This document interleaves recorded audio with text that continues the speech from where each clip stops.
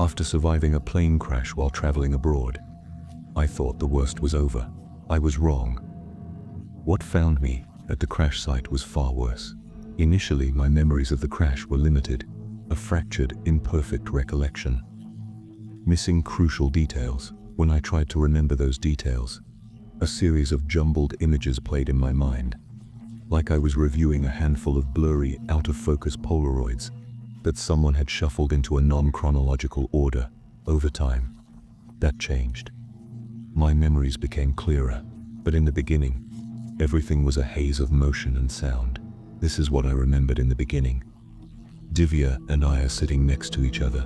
The other two passenger seats on the opposite side of the aisle are empty. The pilot turns around to us, and I only see him for a second. But there's something memorable about him.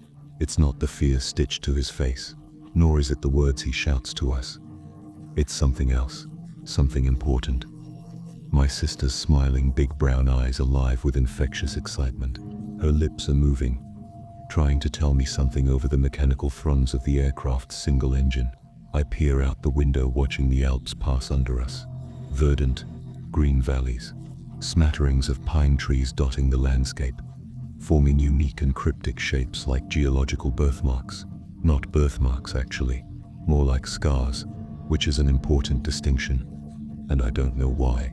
An ear-splitting noise. It's deafening and sudden, like an explosion. But there's no fire, not at first at least. The gnawing and grinding of metal.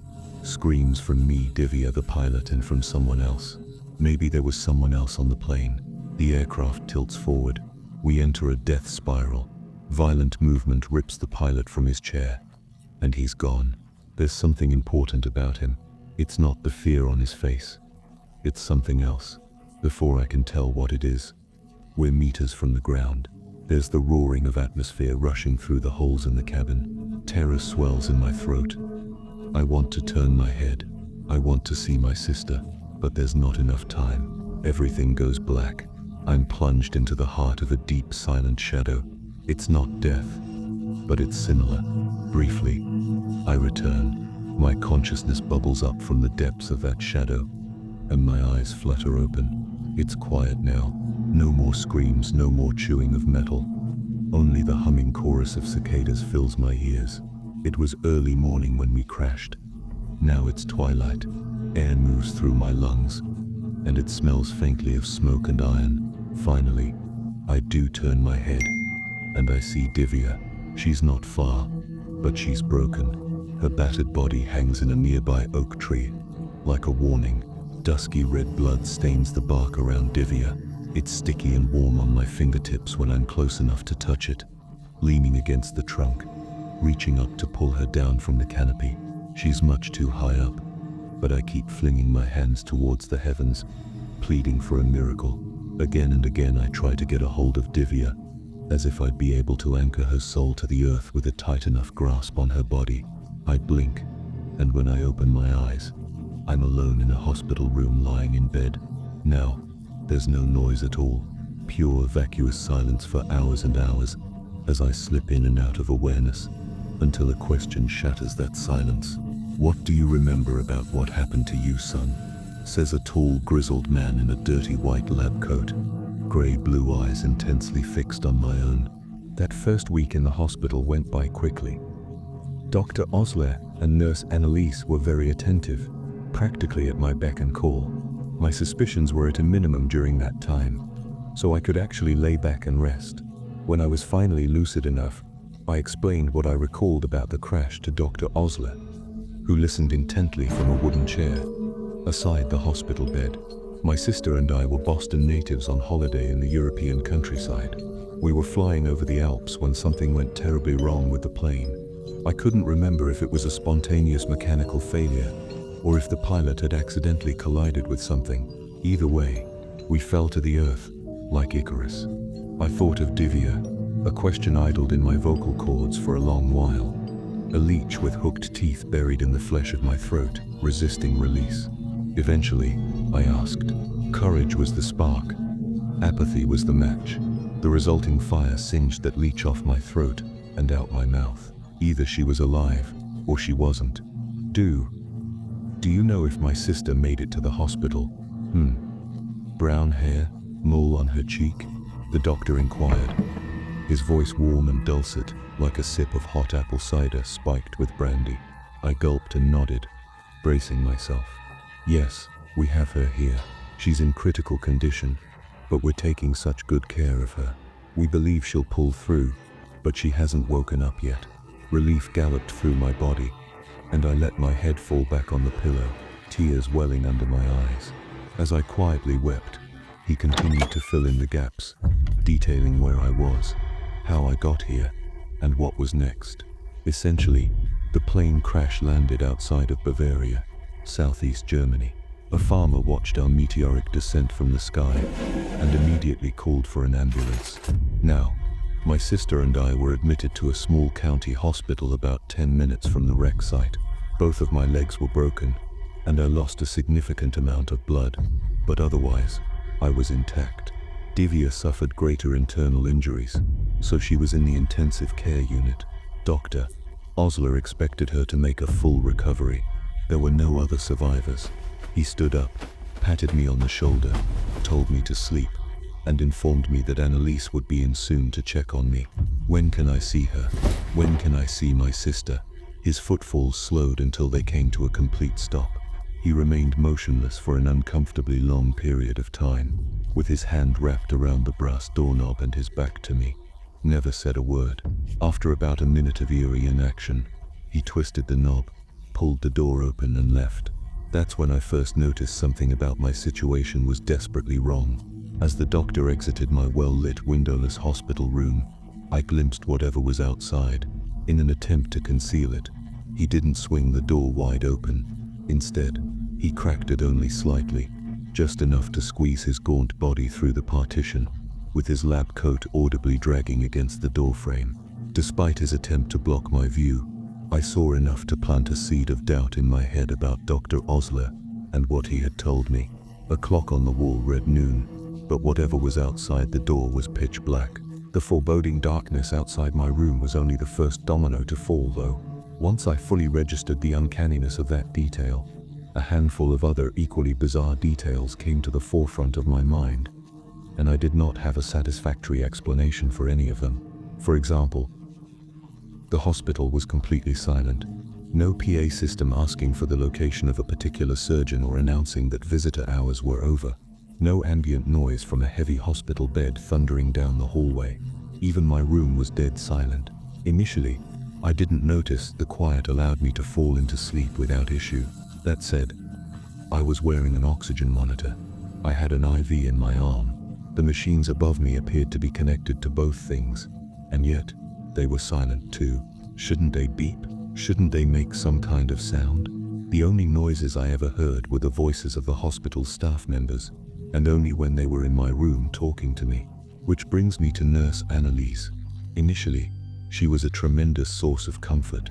Her very presence was sedating, humble and grandmotherly. Silver hair bustling over her shoulders as moved through the room, a charming, wrinkled smile on her face as she listened to me recount my life history to kill some time. Constant reassuring words about how well the hospital was taking care of me. But, like everything else, once I looked a little harder, Anneliese went from likable and endearing to peculiar and terrifying. First off, it seemed like she never left the hospital. For a week straight, she was my only nurse, coming and going from my room at random times. Never anything that implied a shift schedule. One day, she came into my room 3 times within an hour to take my temperature, and didn't appear again until the following day. Another time, I woke up to her determining my blood pressure, the rubbery cuff tightly compressing my bicep, no stethoscope pressed to my arm, which I'm pretty sure is required for the measurement. She wasn't even watching the numbers rise and fall on the instrument's pressure meter. Instead, she was staring right at me, reciting the same phrase over and over again. Aren't we taking such good care of you? Aren't we taking such good care of you? Aren't we taking such good care of you? All the while, she was continuously inflating the cuff, pausing for a moment, releasing the air, and then repeating that process. I just pretended to be asleep at first, but after an hour of that, My patience ran thin. "Annalise Mies, don't you ever go home? Or are you the only goddamned nurse in this whole hospital?" I shouted, the cuffs deflating. His punctuated the tension, slowly fading to silence over a handful of seconds. Eventually, she stood up, walked to the door, and exited, saying nothing at all.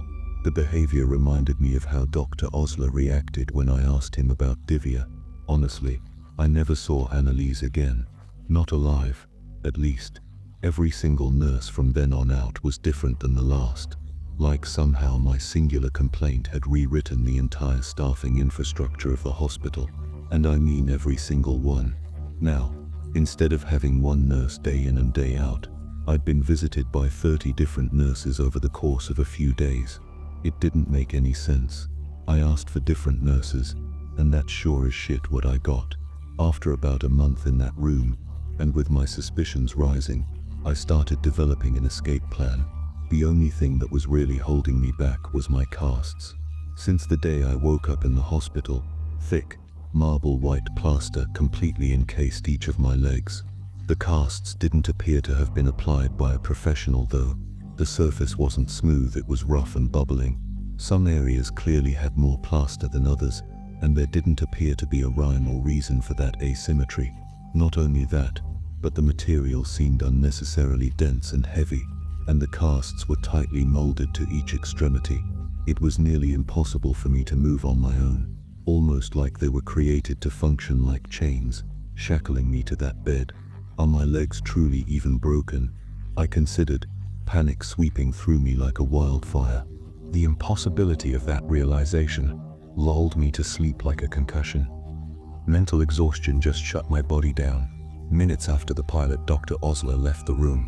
When I awoke, it was 1:15 midnight. I had been asleep for a little over 6 hours.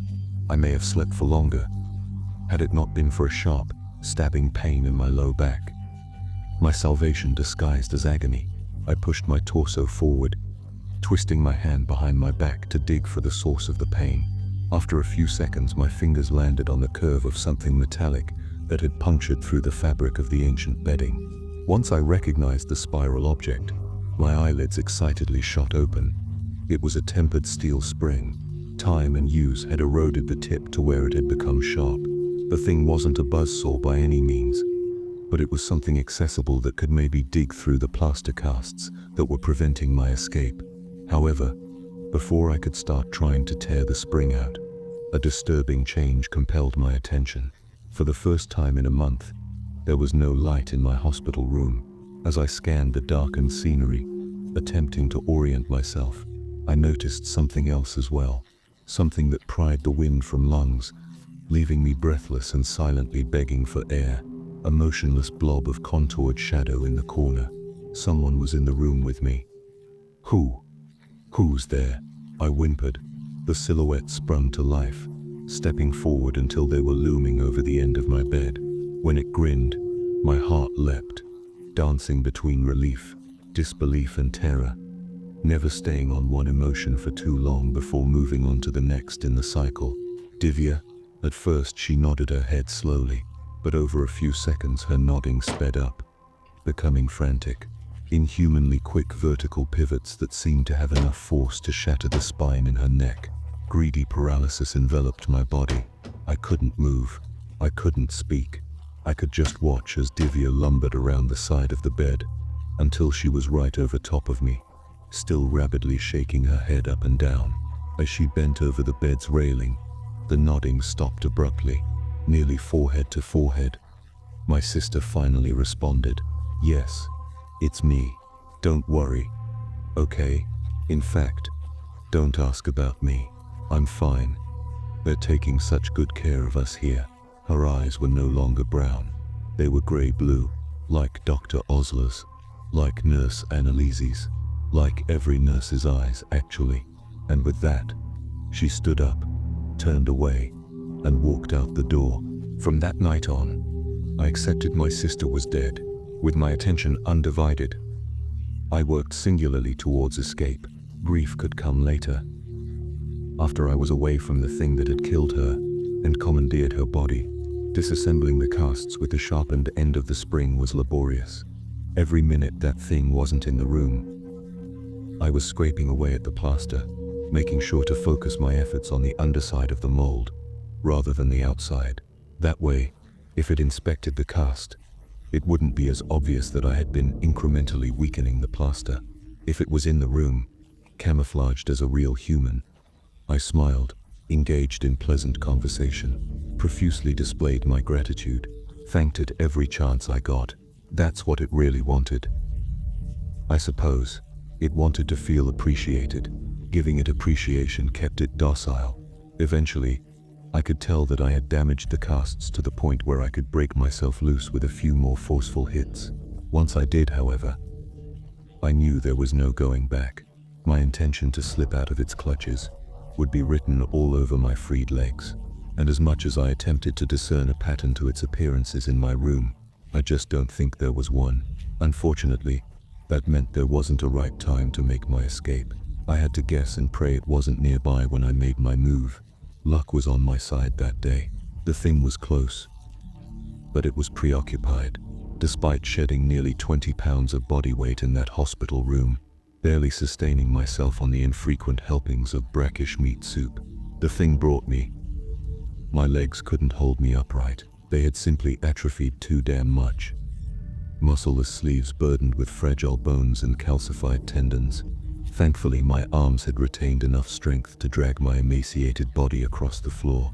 With my back propped up against the wall aside the door, I halted my feeble movements and just listened. No footsteps running down the hall. No whispers of "aren't we taking such good care of you" coming from right outside. All I could hear was the fevered thumping of my heart slamming into my ribs. I took a deep breath, reached my arm up to the knob, and slowly slid the door open. It wasn't hell on the other side of the door, like my restless mind had theorized on more than one occasion. Not in the literal sense. Anyway, I really was in a hospital. It was just abandoned. Had been for a while, apparently. A discarded German newspaper I discovered was dated to September of 1969. The dilapidated medical ward was dimly lit by the natural light that filtered in from various broken windows. Thick dust, shattered glass, and skittering insects littered the floor. I crawled around overturned crash carts and toppled transport beds like I was navigating the tunnels and trenches of Okinawa. At the very end of the hallway, I spied a patch of weeds illuminated by rays of bright white light. There it was, my escape. A portal to the outside world. Flickers of hope were quickly overshadowed by smoldering fear. As I got closer and closer to the exit, an unidentifiable smell was becoming more and more pungent. A mix of rotting fish, bleach, and tanning leather. The thing wasn't gone. It was still here. And when the aroma became truly unbearable, I knew I had reached the place it called home. I didn't see everything when I crawled by, but because the door had been ripped off its hinges, and a massive hole in the ceiling was casting a spotlight over its profane workshop, I saw enough to understand, as much as I possibly could understand. Anyway, the chamber that the stench was originating from was vast and cavernous. Maybe it served as a lecture hall or a cafeteria at some point in time. Now, though, it had a different purpose. It was where the thing kept its costumes. That abomination had pretended to be every person I'd interacted with while in that hospital. Dr. Osler, Annalise, all the other nurses, and most recently, Divya, a horrific stage play where it gladly filled all the roles. That entire month, I thought I had talked to dozens of people.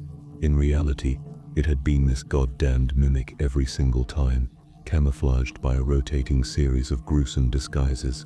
Hundreds of eyeless bodies hung around that room like scarecrows, arms held outstretched by the horizontal wooden poles that were tied across their backs. Thick, pulsing grey-blue tethers suspended the bodies in the air at many different elevations from somewhere high above. Despite the horrific odor, most of them seemed to be in relatively good condition, with limited visible signs of decay. The assortment of fleshy mannequins swayed lifelessly in the breeze that spilled in through the minivan-sized hole in the ceiling, glistening with some sort of varnish as they dipped in and out of beams of sunlight. Then, I saw it, a grey-blue mass of muscular pulp roughly in the shape of a human being, cradling Annalise's body in its malformed arms at the center of the room. Thousands of flies' wings jutted from every inch of its flesh, Some were tiny, but others were revoltingly magnified. The largest I could see was about the size of a mailbox, even though the thing appeared motionless. The wings jerked and twitched constantly, blurring its frame within a cloud of chaotic movement. As far as I could tell, it had its back turned to me and hadn't detected my interloping. Watching in stunned horror, the thing raised one of his hands, and I noticed it was holding something small and wooden. Every few seconds it brought it down and delicately caressed the nurse's head with the object, dragging weathered bristles over her scalp. It was brushing Annalise's hair. Then it spoke, and I felt uncontrollable terror swim through my veins, causing my entire body to tremor like one of the abomination's wings. It sounded like 20 or 30 separate voices cooing in unison, men, women, and even children saying the words together, a choir of the damned. "Aren't we taking such good care of you? Aren't we taking such good care of you?" I couldn't restrain my panic. Right before a blood-curdling wail involuntarily surged from my lips, I was saved by the thrumming helicopter blades in the distance. The thing stopped speaking and tilted its head to the noise. At an unnaturally breakneck speed, it shot into the air and through the hole in the roof, carried into the sky by a legion of convulsing flies' wings. Then I was alone, howling into the airborne graveyard, with the myriad of preserved corpses acting as the only audience to my agony. They observed me crumble from their eyeless sockets, their stolen bodies still silently swaying in the wind. I didn't see Divya's body. Ultimately, though, I think that was for the best. After I crawled out of the hospital, it took me nearly a day to stumble across another living person. A man and his hunting dog. They delivered me to a real hospital, where I spent the next half year recuperating from the ordeal.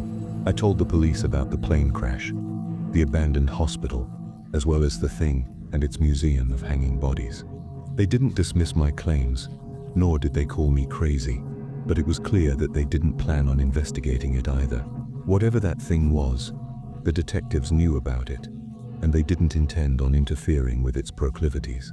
Maybe it was just safer that way. That all took place a decade ago. Since then, I've salvaged as much of myself as I could. It hasn't been easy, but in the end, I put my life back together. Got married, had a few kids, symbolically buried Divya in a vacant grave with a tombstone. I listed her date of death as the day of the plane crash, and I hope that's actually true. But I don't know for sure, and I don't like to dwell on that fact. My biggest hurdle has been trusting people again, especially when I'm alone in a room with one other person. It feels decidedly unsafe. Checking their eye color helps, but sometimes it's not enough. What if it's that thing in disguise, looking to take me back to that godforsaken room? You might be wondering why I'm speaking up after all this time. Well, I finally decided to post this because of what happened this afternoon. My wife returned home early from work. She's been acting odd, sitting on the couch by herself, listening but not speaking. Her eyes have always been dark blue. Today, though, they look a little different. I'm locked in our bedroom, and I can hear her saying something downstairs, but I can't discern the words. Once I post this, I'm going to open the door and find out, and I hope to God it's not what I think it is. We're going to take such good care of you. It was meant to be a simple trip. A small charter plane took off from Seattle, bound for a remote lodge deep in the Alaskan wilderness. On board were 6 souls: Ed and Martha, a retired couple celebrating their 40th anniversary; Lisa, a young photographer chasing shots of the Northern Lights; Paul, a businessman obsessed with his work; Karen, a single mother, and her teenage son Dylan; and Hank, the pilot, a weathered man with decades of flight under his belt. The sky was clear at takeoff, but as they crossed the rugged mountains, a freak storm erupted, dark clouds churning like a living thing. Hank's voice crackled over the intercom, tight with urgency. "Mayday, Mayday, we're losing altitude." A deafening bang followed. The plane lurched, spiraling downward as screams filled the cabin. Trees loomed through the windows, and then darkness. Lisa awoke to chaos. Her head pounded, blood trickling down her temple. She was still strapped in, but the plane was a twisted wreck. Its fuselage split open like a gutted animal. Snow drifted in, and the air stank of fuel and charred metal. She fumbled with her seatbelt and staggered upright. "Is anyone alive?" she croaked. A groan answered, Paul clutching a mangled arm. Nearby, Ed and Martha lay still, hands entwined, their faces frozen in peace.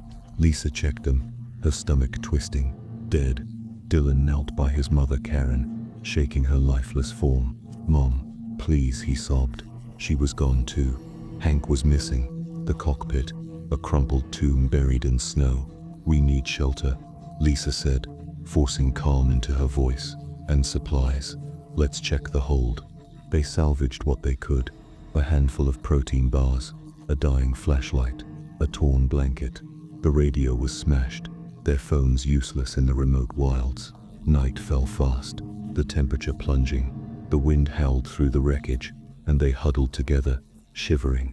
Every creak of the plane, every rustle outside, set their teeth on edge. Then they heard it. Whispers, faint at first, like the wind playing tricks, but growing clearer. "Help us, so cold." Lisa grabbed the flashlight and aimed it outside. For a heartbeat she saw them, pale figures among the trees, eyes glinting like ice. Then they vanished. "Did you see that?" she gasped. Paul frowned. "Pale. See what?" Dylan whimpered. "I saw them. They didn't look human." Lisa's mind spun. Hallucinations, exhaustion, or something worse.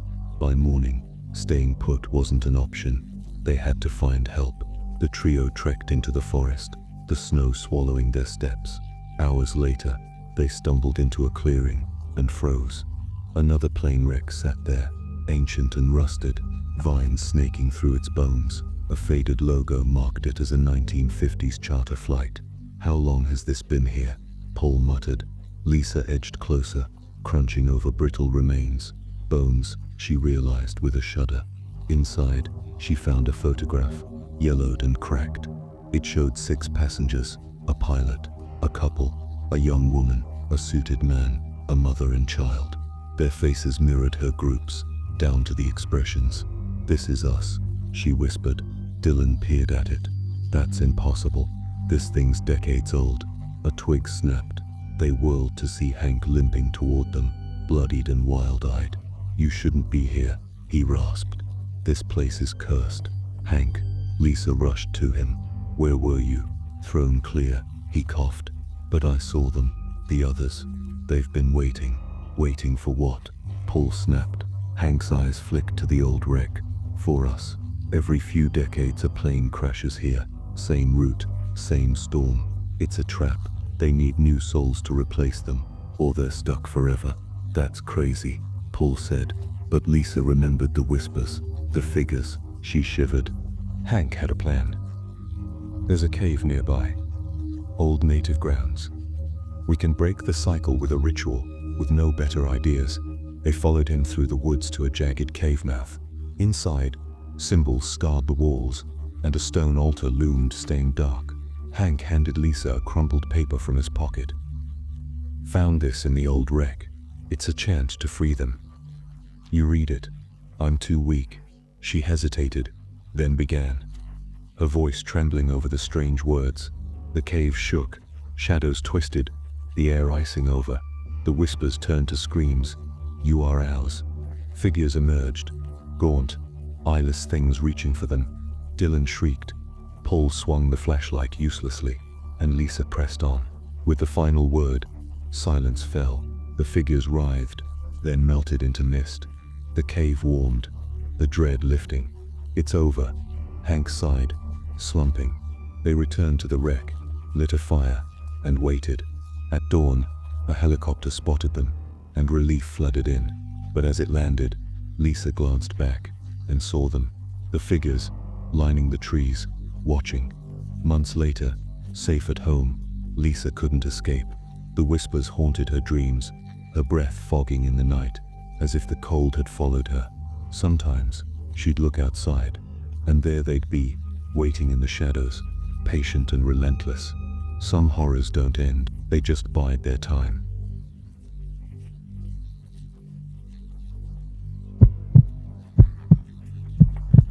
It was meant to be a simple family getaway. Tom Reynolds, a 45-year-old engineer from San Diego, had rented a small private plane to fly his wife, Laura, and their 2 teenagers, Jake and Emily, to a remote cabin in Nevada. Tom, a licensed pilot, loved the freedom of the skies, and the forecast promised clear weather.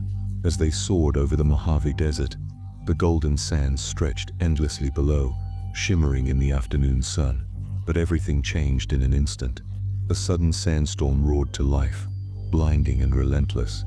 The plane's instruments flickered wildly, and Tom's steady voice cracked with panic. "Hold on, something's wrong." The engine sputtered, then died. The cabin shook violently as the plane plunged. Laura screamed, clutching Emily, while Jake gripped his seatbelt. The desert rushed up to meet them, and with a bone-shattering crash, the world went black. Tom woke to the taste of blood and the acrid smell of leaking fuel. Pain seared through his broken leg, but he was alive, still strapped into the wrecked cockpit. "Laura," he rasped. His wife slumped beside him, a gash on her forehead, but her chest rose and fell. Kids, Jake and Emily, were in the back, dazed and bruised but breathing. Against all odds, the family had survived, though the plane was a twisted ruin, half buried in the sand.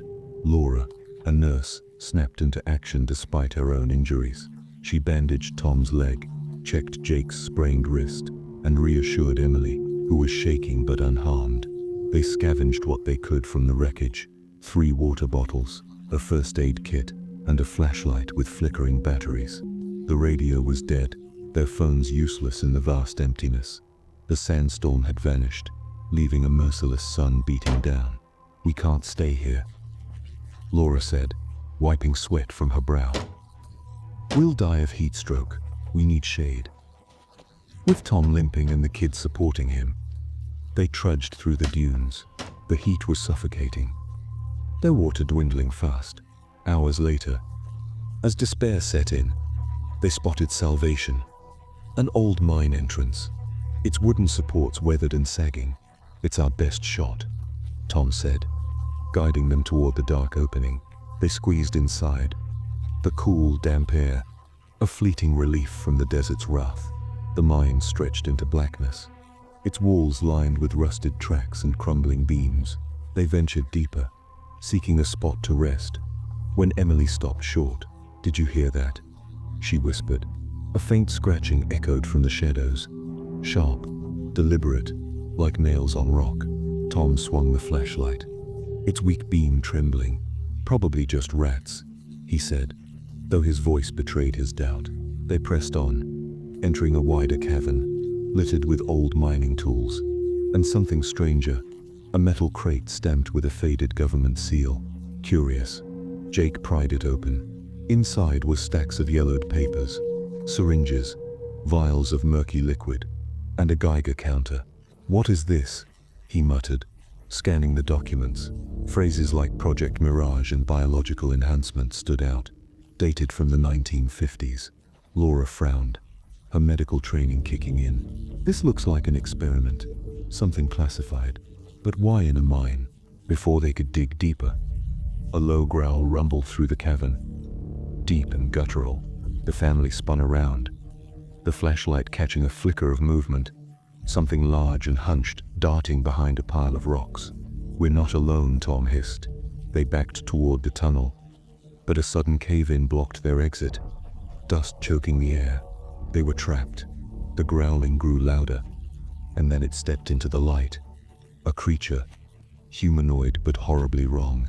Its skin was mottled and scarred, its glowing yellow eyes sunken in a skeletal face.